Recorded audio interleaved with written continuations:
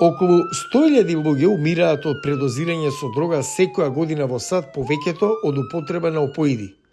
За справување со оваа епидемија, Белата куќа објави национален повик за акција наречен Предизвик за спасување животи од предозирање. Иницијативата ги повикува јавниот и приватниот сектор, почнувајќи од образованието, па се до транспортот, за зголемување на обуката и пристапот до лек кој може да го спречи предозирањето со опоиди. Се вика налоксон, познат и по брендот Наркан. Нира Тандем е советничка за внатрешна политика на председателот Џо Бајден.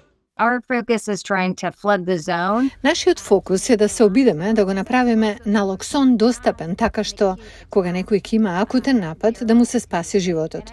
Многу сме горди на фактот што Управата за храна и лекови во текот на оваа администрација се погрижи тој да се продава без рецепт. Значи, достапно е за сите американци.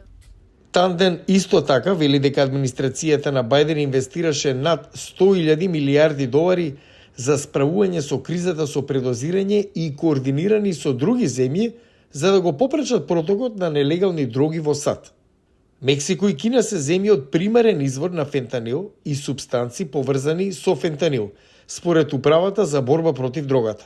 We have deployed new technologies at the border to ensure that we Распоредивме нови технологии на границата за да можеме да го спречиме криумчарењето на фентанилот, но работиме и со владата во Мексико за да се осигуриме дека тие ги презимаат активностите што им се потребни за да се намали протокот на фентанил. Директно сме ангажирани во нашите билатерални односи со Кина. Многу состојки за фентанил доаѓаат од Кина во Мексико. Сепак, некои аналитичари бараат поголем акцент на превенцијата од предозирање.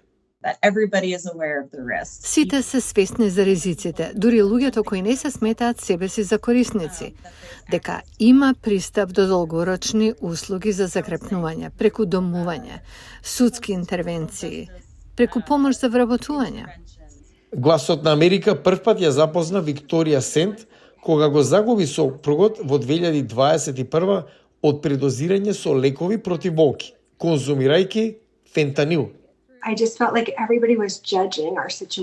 Се чувствував како сите да ја осудуваат нашата ситуација и го осудуваат мојот сопруг, ме осудуваат мене што сум со мојот сопруг. Многу е тешко да се обидеш да добиеш ресурси и помош кога постојано удираш во таа бариера на нечие мислење за вас. Белата куќа планира да ги засили активностите за својот предизвик да се спасат животи од предозирање во текот на летото, кога често се забележува скок на случаи со предозираност.